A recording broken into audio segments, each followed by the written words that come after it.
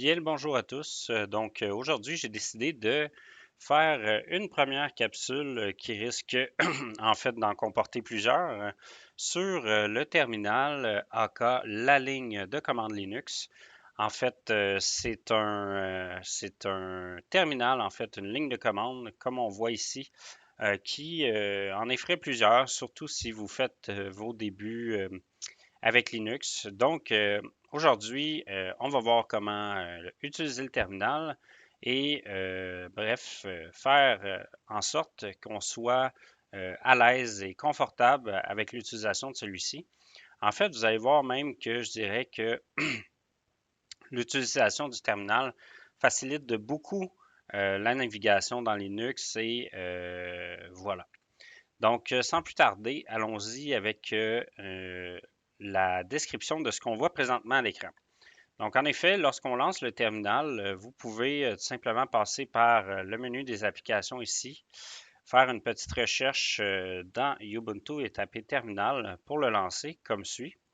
Ou vous pouvez également utiliser un raccourci clavier et donc faire CTRL ALT et T pour lancer une fenêtre de terminal comme ça. Donc, lorsque le terminal s'ouvre, en fait, on a déjà de l'information à l'écran. Ici, on a avant le A commercial, juste ici, on a Gabriel. Bonjour, c'est mon nom, je me présente. En fait, Gabriel ici représente l'utilisateur qui est présentement connecté sur le terminal. Bien que vous puissiez vous dire que c'est évident qu'on sait déjà quel utilisateur qui est là, sachez qu'on peut quand même changer d'utilisateur à travers le terminal. Donc, on peut parfois passer d'un utilisateur à un autre et ne plus savoir avec lequel on est rendu. Donc, avoir l'utilisateur toujours affiché ici peut s'avérer très utile. Ensuite, on a le A commercial qui sert ni plus ni moins que en tant que délimitateur. En fait, ce A commercial-là va délimiter le nom d'utilisateur ici du nom de l'ordinateur. Donc ici, ce qu'on voit, c'est le nom de l'ordinateur, pardon. Donc UB Gab est le nom que j'ai donné à cette machine-là. On a un deux points qui suit. Donc encore une fois, un autre délimitateur et cette fois-ci, on va avoir des caractères un peu spéciaux. Donc on a le premier caractère qui est le tilde. Donc le tilde se trouve être cette petite vaguette que je tape présentement ici à l'écran. Donc un tilde comme ça, c'est un alias. En fait, ça signifie qu'en ce moment, nous nous trouvons dans notre répertoire personnel. Donc, répertoire personnel, c'est l'équivalent de ce répertoire-ci. Donc, c'est là que je me trouve en ce moment. Et donc, Linux représente ce répertoire-là par un tilde. Voilà. Donc, ensuite, on a un signe de dollar. Le signe de dollar va signifier en fait qu'on est en ce moment en mode utilisateur standard. C'est-à-dire qu'il faut comprendre, puis ça, c'est un concept qui est assez connu sous Windows aussi. Il y a des choses qu'on ne peut pas faire en tant qu'utilisateur. On a besoin d'être en mode super utilisateur ou en mode administrateur si vous préférez le vocabulaire Windows. Et donc, lorsqu'on voit un signe de dollar, c'est pour nous rappeler qu'on est en mode utilisateur. Par contre, si au lieu du signe du dollar, vous voyez ce symbole signifie que vous êtes présentement en mode super utilisateur, ce qui veut dire que vous devriez faire attention à ce que vous faites puisque les conséquences d'une action en mode super utilisateur sans trop savoir ce que vous faites pourraient s'avérer plus graves que vous ne le pensez. Donc voilà, déjà de savoir ce qui est affiché à l'écran en lançant le terminal, c'est une première étape.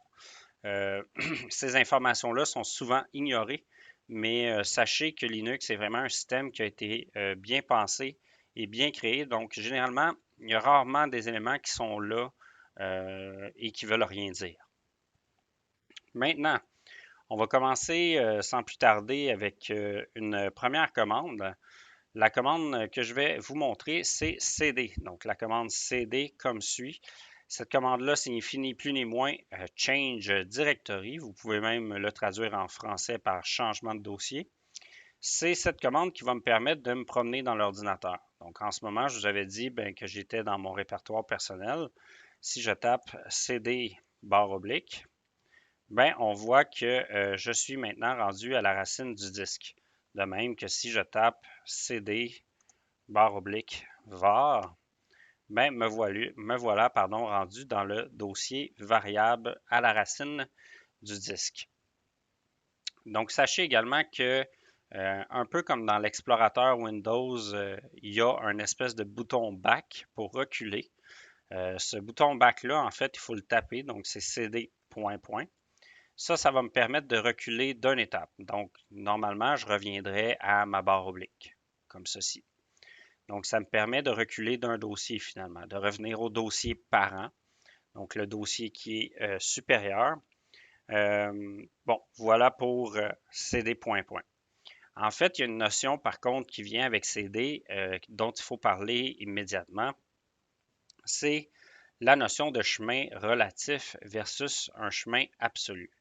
Donc, qu'est-ce que ça veut dire? Donc, le chemin absolu, en fait, c'est le chemin qu'on va taper vers un dossier et qui démarre de la racine du disque. Par exemple, pour aller dans mon répertoire personnel avec un chemin absolu, je devrais taper CD, Home, Gabriel, comme suit. Ça, c'est le chemin absolu pour me rendre dans mon répertoire personnel. Parce que je démarre depuis la racine du disque et je m'en vais jusque dans mon répertoire personnel. Si je viens à la racine du disque encore et que j'aurais voulu, par exemple, aller dans mon répertoire document, j'aurais pu faire en chemin absolu toujours CD Home, Gabriel, document. Donc voilà, je suis maintenant rendu dans mon répertoire personnel et plus précisément dans le répertoire document.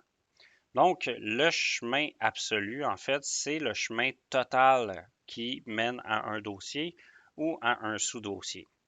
Les chemins absolus, les chemins relatifs, pardon, quant à eux, ils portent bien leur nom. En fait, c'est ça, ils sont relatifs. Ils dépendent finalement de où on se trouve présentement dans l'ordinateur. Prenons un exemple. Si je me retrouve présentement dans le dossier var log, comme ceci, et que je souhaite aller directement dans mon dossier personnel. Donc, pour me rendre dans mon dossier personnel, je devrais taper en chemin absolu CD var, pas vrai, pardon, CD Home Gabriel, et là, je me retrouverai dans mon répertoire personnel. Ça, c'est le chemin absolu. Maintenant, si je voulais taper un chemin relatif, je pourrais, en fait, il faudrait taper le chemin à partir de var log, qui est l'emplacement où je me trouve présentement. Donc, je pourrais taper point point pour reculer d'une étape et là, je serais dans le dossier variable. Donc, je voudrais encore taper point point pour revenir à la racine du disque. Et puis ensuite, une fois à la racine du disque, Home, puis Gabriel. Donc ça, ce serait le chemin relatif, puisque je pars du dossier log qui se trouve dans variable. Maintenant, quel chemin utiliser à quel moment, tout va dépendre du contexte. Puisqu'évidemment, parfois le chemin relatif peut être plus court, parfois le chemin relatif peut être plus long. Prenons un autre exemple.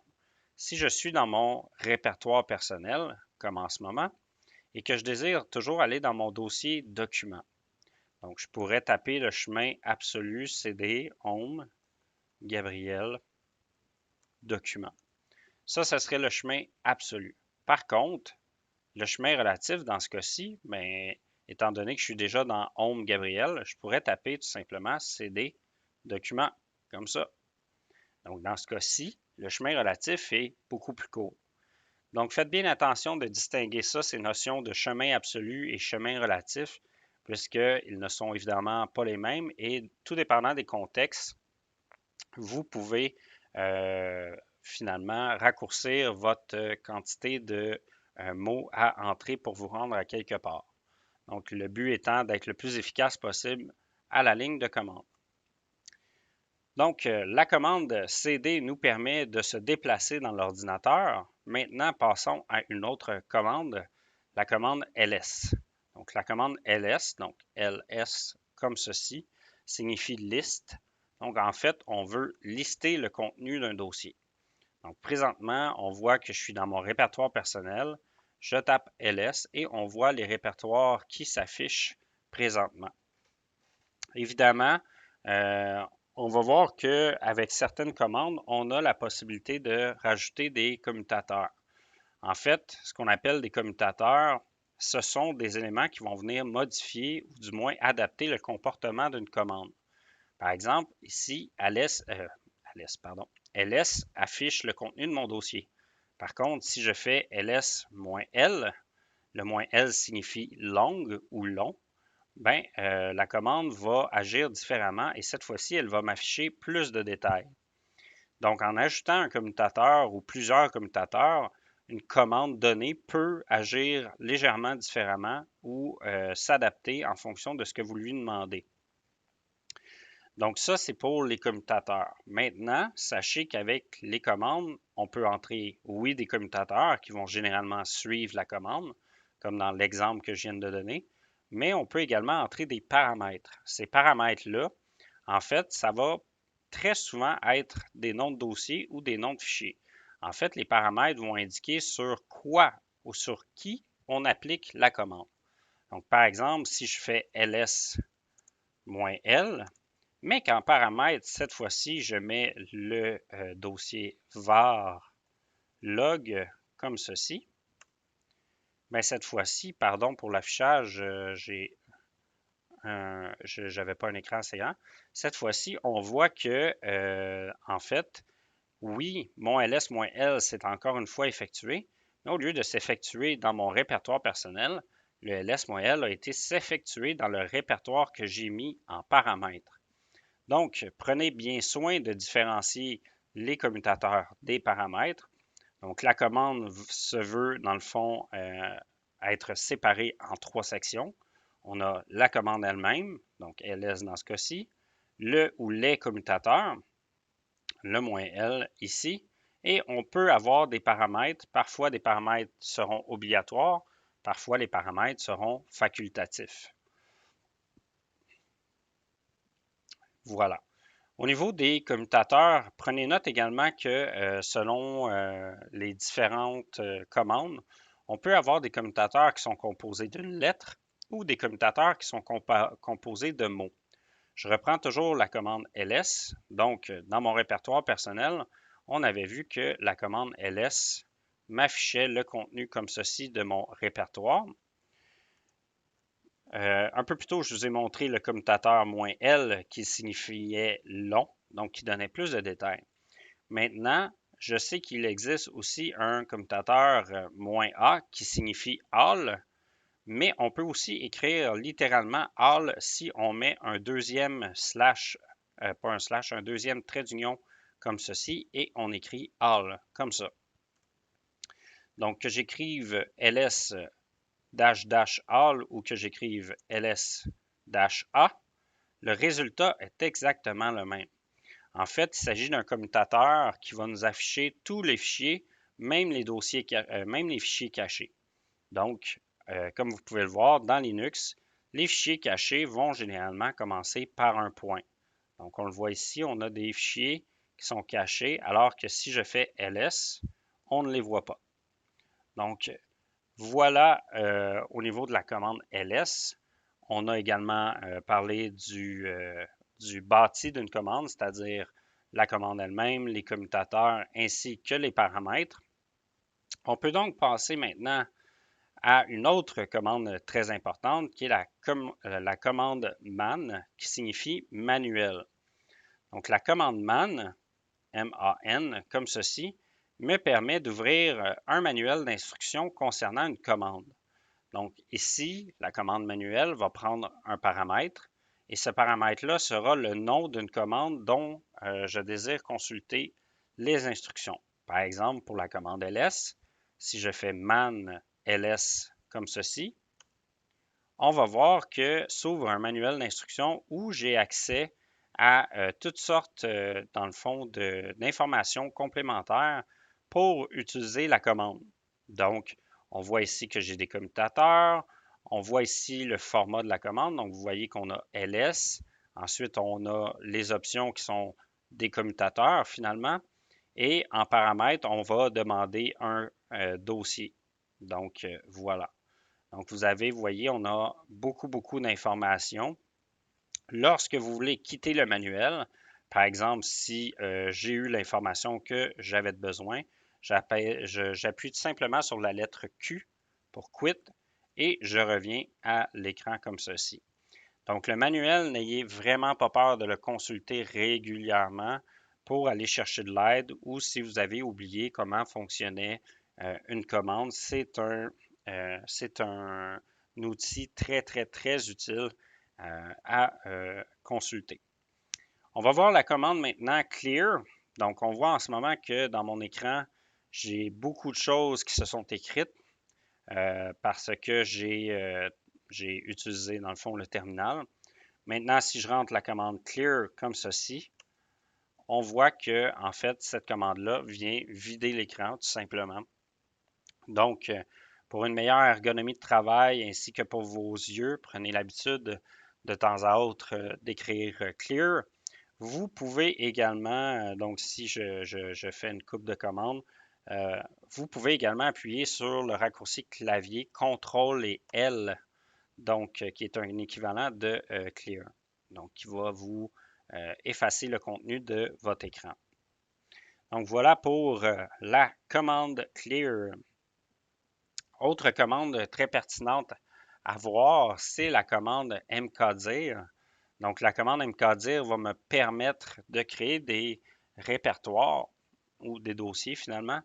Donc, mkdir signifie Make Directory, donc en français, créer un dossier. Donc, je peux par exemple créer un répertoire mkdir et l'appeler travaux, tout simplement, comme ceci. Donc, voilà, maintenant, si j'entre la commande ls, on va voir que j'ai un dossier supplémentaire ici qui s'appelle travaux. Donc, tout simplement, une commande qui permet de créer des dossiers comme ceci. Évidemment, pour chaque commande que je vais vous montrer, je ne vous parlerai pas de tous les commutateurs. En fait, comme vous avez vu comment consulter le manuel, je vous invite à le consulter si vous avez besoin de savoir quels sont les commutateurs utilisables avec une commande donnée. Donc, évidemment, on a vu comment créer un répertoire. Ce serait intéressant de voir comment en supprimer. Donc, pour supprimer des répertoires, il existe la commande rmdir, mais la commande rmdir, elle est strictement réservée au répertoire. Et donc, je ne suis pas un grand fan de cette commande-là. Par contre, sachez qu'elle existe. Il n'y a rien qui vous empêche d'utiliser rmdir pour supprimer les répertoires. Par contre, en ce qui me concerne, j'aime mieux retenir tout simplement la commande rm, puisque celle-ci est non seulement capable de supprimer des fichiers, mais elle fera office également de commande pour supprimer des dossiers avec les bons commutateurs. Donc, par exemple, si je veux savoir comment supprimer un répertoire avec rm, je n'ai qu'à consulter le manuel. Donc, je peux venir ici. Et donc, on voit ici que le commutateur "-r" ou "-r" majuscule. Donc, faites très attention, hein, puisque sous Linux, des fois, le "-r" minuscule ne veut pas dire le "-r" majuscule. Cette fois-ci, par contre, on voit qu'on a trois possibilités, donc le R minuscule, le R majuscule et le mot recursive. Donc, en fait, on voit que ça supprime les répertoires et leur contenu de manière récursive. Et on voit même qu'on a le "-d" aussi qui remove empty directories, donc qui supprime les dossiers vides. Donc, dans notre cas, ce serait parfait. Donc, rm-d, tout simplement. Et puis, on va indiquer le nom du dossier en paramètre, donc travaux, comme ça. On entre la commande, on fait ls et le dossier travaux n'est plus, donc il a été supprimé tout simplement. Donc, pour mon prochain exemple, je réutilise ma commande clear pour vider mon écran. Maintenant, nous allons parler de la commande echo. Donc, echo ne fait que retourner du texte à l'écran. En fait, peut-être qu'en ce moment, vous vous demandez un peu à quoi ça sert. C'est normal. Si je tape, par exemple, écho bonjour, on va voir qu'en fait, tout ce qui se passe, c'est que Linux m'affiche bonjour à l'écran. Donc, à quoi ça sert? En fait, Echo va souvent être utilisé dans deux contextes bien précis. Le premier, c'est dans le contexte de script, donc dans des fichiers qui sont automatisés. On pourrait, par exemple, se servir d'Echo pour aviser l'utilisateur d'une action ou d'un processus qui est en train de se dérouler en arrière-plan et ainsi éviter que l'utilisateur pense que notre script est arrêté ou défectueux. Ensuite, on peut également se servir de Echo pour envoyer du texte dans un fichier.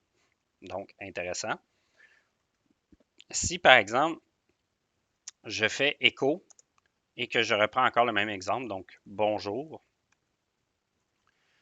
mais cette fois-ci, au lieu d'écrire bonjour tout simplement, je vais utiliser ce qu'on appelle une opérande. Donc, je vais utiliser, pardon, mauvaise touche, le plus grand que. Le plus grand que va rediriger la sortie de ma commande Echo. Et là, je vais avoir le beau jeu de lui indiquer où. Donc, par exemple, je vais dire envoie ça dans fichier 1. Par contre, on voit bien ici que dans mon dossier personnel, il n'existe pas de fichier 1. Alors, qu'est-ce qui va se produire? Linux va le créer tout simplement et il va aller écrire bonjour dans ce fichier-là. Donc, si je fais Enter, on voit que le bonjour n'a pas été écrit. Pourquoi? Parce qu'il a tout simplement été envoyé dans le fichier 1. Si je fais ls, on voit que mon fichier 1 est ici. Et à l'intérieur, on va voir un peu plus tard avec une autre commande qu'on est capable d'aller lire le mot bonjour qui s'y trouve présentement. Donc, l'opérande plus grand que permet d'envoyer du texte dans un fichier.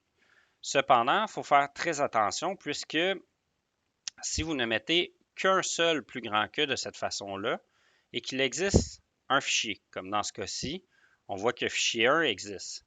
Donc, si je tapais echo salut et que j'utilisais la même opérande vers fichier 1, comme ceci, eh bien, ce qui va se produire, c'est que comme il y a déjà du texte dans fichier 1 ici, l'opérande que j'ai mis là va supprimer le contenu de fichier 1 pour aller inscrire salut. Donc, à l'heure actuelle, ce n'est plus bonjour qui est écrit dans fichier 1, mais bien salut. Si, à la place, je préférerais ajouter du texte plutôt que de supprimer celui qui est déjà dans fichier 1, je pourrais doubler l'opérande. Donc, echo. Et là, je pourrais marquer, par exemple, comment ça va. Je double l'opérande cette fois, donc 2 fois plus grand que, et j'envoie le tout dans fichier 1. Donc maintenant, dans fichier 1, je vais avoir une première ligne qui va être écrite où il va être écrit salut et une deuxième ligne où il va être écrit comment ça va. Donc, voyons maintenant comment il est possible d'aller voir le contenu à l'intérieur d'un fichier. Donc, pour voir le contenu d'un fichier, on va utiliser une commande qui s'appelle la commande cat, donc CAT comme ça. Cette commande-là est en fait le diminutif de concaténer. Donc, on verra que cette commande-là a plusieurs fonctions. Pour l'instant, contentons-nous plutôt d'aller voir le contenu de fichier 1. Donc, je rentre la commande cat, fichier 1, et on voit à l'intérieur les phrases que j'ai écrites juste un peu plus tôt. Donc, dans fichier 1, en ce moment, se trouve ce texte-là. Maintenant, je vous disais justement que la commande était le diminutif de concaténer. En fait, c'est quand le processus de concaténation est en fait le processus de fusionner deux fichiers, si on veut, ensemble. Donc, en fait, ce que je vais faire, je vais créer un deuxième fichier. Donc, je vais écrire je suis votre enseignant et je vais envoyer cette phrase-là dans un nouveau fichier que je vais appeler fichier 2. Et là, cette fois-ci, je vais faire cat, fichier 1, fichier 2. Et là, on aura le résultat total. Donc, on a une fusion des deux fichiers dans un seul bloc de texte comme ceci. Évidemment, ça, c'est juste pour l'afficher à l'écran, mais il n'y a rien, encore une fois, qui m'empêcherait d'utiliser la même opérande. Donc, si je reprends ma commande et que j'envoie ça vers fichier 3, donc maintenant, je devrais avoir fichier 1, fichier 2, fichier 3. Et donc, affichons le contenu de fichier 3 à l'écran. Bien, on a la totalité des fichiers 1 et 2 qui a été fusionnée. Donc, la commande cat permet d'afficher du contenu à l'écran, permet également de fusionner ensemble des fichiers, donc de les concaténer. Et puis, voilà. Donc, c'est l'utilité de cette commande-là que vous allez sans doute vous servir très souvent. Prochaine commande, on va voir la commande qui nous permet de renommer et de déplacer fichiers et dossiers. Donc en ce moment, j'ai trois fichiers qui s'appellent fichier 1, fichier 2 et fichier 3. Maintenant, si je voulais déplacer un de ces fichiers-là, disons que j'aimerais déplacer fichier 1 sur mon bureau, je pourrais tout simplement utiliser la commande move, donc MV, et je vais évidemment indiquer le fichier que je veux déplacer, donc il s'agit de fichier 1. Et maintenant, où je veux le déplacer? Bien, je veux le déplacer dans mon dossier bureau, donc comme ceci.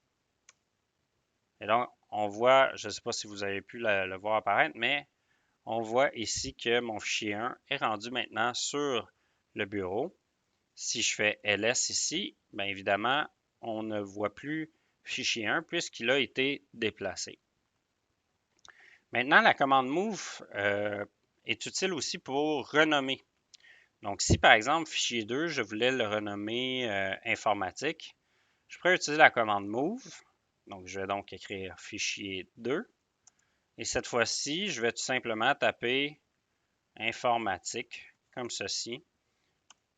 Et cette fois-ci, mon fichier a été renommé. Donc, je n'ai plus fichier 2, j'ai informatique et fichier 3. Ce qui est intéressant avec la commande move aussi, c'est qu'elle est capable de faire les deux actions en une seule commande. Donc, si par exemple, je voulais déplacer le fichier 3 sur le bureau, tout en renommant fichier 3 test, donc je pourrais utiliser, pardon, ça c'est un réflexe, la commande sudo, on en parlera plus tard. Donc, si j'entre la commande mv fichier 3, donc j'indique par la suite que je veux déplacer ce fichier-là dans le bureau, mais je veux le renommer à la fois test 1. Bien, on voit que mon fichier s'est déplacé. J'ai maintenant test 1 ici. Et si je fais la commande ls, on voit évidemment que maintenant, je n'ai plus qu'informatique qui est resté dans mon dossier. Donc, la commande move permet de renommer, de déplacer et peut faire les deux en même temps. Donc, les deux actions en même temps. Maintenant, on va voir une prochaine commande. Donc, on va parler de la commande pwd. La commande pwd comme ça signifie Print Working Directory.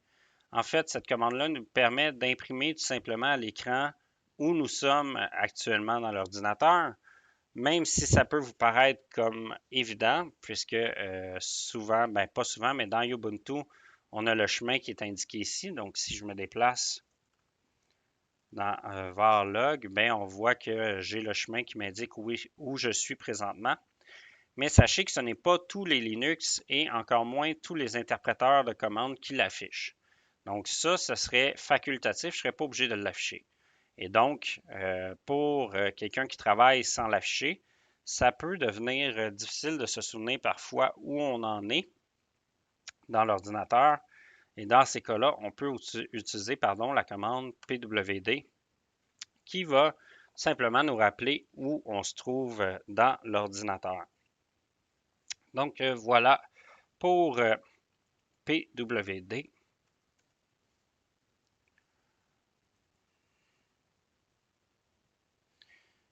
On va parler de la commande de copie. Donc, la commande copie, vous vous en douterez, ça permet de copier des fichiers, voire des dossiers.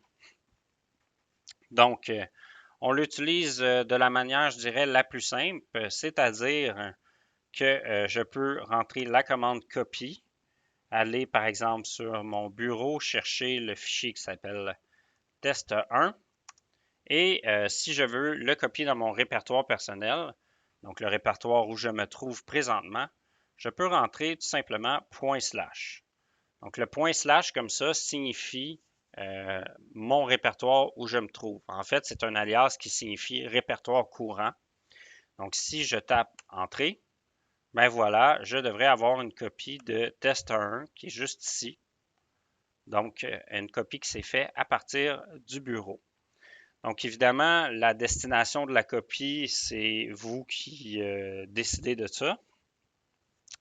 Et je vous laisse consulter le manuel pour voir si vous avez besoin d'entrer un commutateur dans le cas de dossier, de copie de dossier, pardon. Maintenant, parlons des commandes, deux commandes que je vais jumeler ensemble, les commandes de head et tail. Donc, les commandes de head qui s'écrit comme ça, et tail qui s'écrit comme ça. En fait, les deux commandes agissent sensiblement de la même façon, c'est-à-dire qu'ils vont nous afficher une partie d'un fichier. Donc, en fait, ce qu'il faut comprendre, c'est que parfois, vous pouvez avoir de très, très gros fichiers. Donc, tantôt, à titre d'exemple, nous sommes allés dans le dossier var variable, pardon, log. Donc, parmi ces fichiers-là que vous voyez ici, il y en a qui sont très, très gros. Donc, par exemple, si je faisais un cat de syslog, on voit qu'il y a beaucoup, beaucoup de contenu. Hein. Vous avez vu, mon écran s'est rempli très rapidement et je pourrais remonter là, une bonne partie du temps comme ça. Donc, ce qui arrive, c'est que ces fichiers-là, parfois, on n'a pas besoin d'en voir la totalité. On a juste besoin d'en voir la fin ou le commencement. Et c'est exactement à ça que head et tail vont servir. Donc, si par exemple, j'utilisais la commande head et que j'allais voir le fichier syslog que je viens d'ouvrir, bien, voyez-vous, cette fois, je n'ai que les 10 premières lignes, donc les 10 lignes du sommet, si on peut qualifier ça ainsi, du fichier. Et donc, je suis en mesure de regarder les 10 premières lignes. Donc, ça peut être à toutes sortes de fins pratiques. Je peux également rapidement vous montrer comment on peut définir un nombre de lignes. Par exemple, si je voulais seulement les 5 premières, je peux rentrer le chiffre 5 en commutateur comme ça, toujours avec le nom de fichier en paramètres. Et cette fois-ci, ben, je n'ai que 5 lignes. Pour la commande tail, c'est exactement le même principe. En fait, c'est juste qu'au lieu de voir le début ou le sommet du fichier, on va voir son pied ou la fin. Donc, par exemple, si je faisais tail de syslog, ben, je ne sais pas si vous avez remarqué tantôt, donc je vais le refaire. Head syslog. Quand je fais head, on voit des informations qui datent du 1er septembre. Et lorsque je fais tail, mes informations datent du 7 septembre. Donc, on sait qu'entre les deux, on a un très, très grand nombre de lignes. Mais ici, on est capable de voir le début et la fin du fichier avec ces commandes-là. Sachez également que tail aussi est capable de prendre un nombre en commutateur. Donc, par exemple, 3 sur syslog, ben, on voit que ici, j'ai 3 lignes. En fait, n'oubliez pas, peut-être que vous avez l'impression qu'il y a plus de lignes, mais c'est ma fenêtre qui ne prend pas la totalité puisque si j'agrandissais vraiment au maximum, je n'aurais que 3 lignes. Donc, si vous voulez avoir un petit truc ici rapidement, on a 3 fois une ligne qui commence par la date. Donc, j'ai bel et bien 3 lignes. Donc, pour les commandes de head et tail, il en va ici. Maintenant, on va conclure cette première capsule-là puisque je ne veux pas non plus vous embourber la tête de commande et que vous tentiez de mémoriser ça tout en même temps. Donc, pour cette première capsule-là, on va terminer avec la commande sudo. Donc, sudo, en fait, ce que ça veut dire, sudo comme ça, concrètement, c'est le diminutif de super user do. OK? En gros, ce qu'il faut comprendre, c'est que tout comme dans Windows, ben, il y a des commandes, donc toutes les commandes qui vont avoir une incidence directe sur le système vont nécessiter des droits, des privilèges, en fait. Et ces privilèges-là ben, sont réservés à ce que sous Windows, on appelle un administrateur. En Linux, on appelle ça un super utilisateur. Donc, dans Ubuntu, le premier utilisateur que vous créez lorsque vous installez le système est automatiquement ajouté dans le groupe sudo. Donc, effectivement, ce qu'il faut savoir, c'est que sudo, c'est un groupe et n'est pas sudo qui veut. Donc, si je crée un utilisateur tout de suite dans mon Linux, il ne sera pas forcément sudo. Il va falloir que je l'ajoute. Donc, évidemment, le groupe des sudoers est réservé aux administrateurs d'un système. Et la commande sudo, donc, en fait, on va l'utiliser avant d'entrer une commande qui est nécessaire pour, ben, en fait, je reformule. Donc, on va utiliser la commande sudo avant des commandes qui nécessitent des privilèges. Donc, si par exemple, j'essaie d'utiliser la commande reboot now, bien, on voit que le redémarrage n'est pas permis. Donc, avec l'utilisateur, seul un super utilisateur est autorisé d'utiliser cette commande-là. Donc, si je fais sudo maintenant reboot now, on va me demander mon password pour valider que, évidemment, c'est bien moi. Et voilà, donc, la commande s'est opérée. Donc, la commande sudo nécessite absolument d'être dans le groupe des sudoers. Eh bien, ça vous aura donné également l'occasion de voir par la bande la commande reboot. Donc, la commande reboot que je me suis servi pour redémarrer mon système.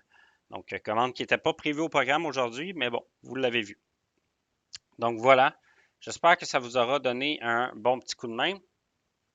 Et puis, de toute façon, ne vous en faites pas, on aura l'occasion de se reparler dans une autre capsule où on pourra poursuivre avec d'autres commandes Linux et tranquillement, comme ça, on va avancer de plus en plus dans des commandes un peu plus complexes et un peu plus complètes aussi, je dirais. Alors, merci pour votre écoute. Bonne fin de journée.